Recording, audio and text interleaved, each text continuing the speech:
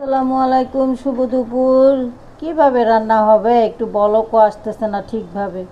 ভাজা হবে, রান্না হবে, কিভাবে হবে? আহা, এভাবে কিভাবে হবে? কার কার এই অবস্থা? ঘরে রান্না কার কার হয়েছে?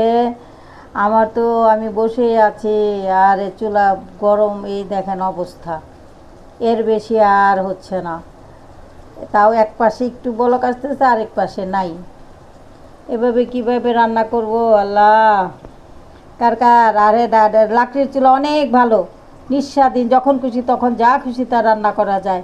কারো অপেক্ষায় থাকা লাগে না, গ্যাস আলো আসলো কি আসলো না, গ্যাস কি নাই না নাই। কিন্তু ঢাকা শহরে কোথায় লাকড়ির চুলা রান্না করব? আমি লাকড়ির চুলা রান্না করতে পারি, কিন্তু আসলে এখন তো সেই সুযোগ নেই। কোথায় লাকড়ির চুলা রান্না করব? কিন্তু দেখেন অবস্থা, কিভাবে রান্না হবে আমাদের। একেবারে কঠিন অবস্থা চলতেছে, আজকে কয়েকদিন তো একেবারে বেশি খারাপ অবস্থা। অনেকে বাইরে থেকে কিনেও খাচ্ছে, কী যে হইল আল্লাহই জানে। এত অবস্থা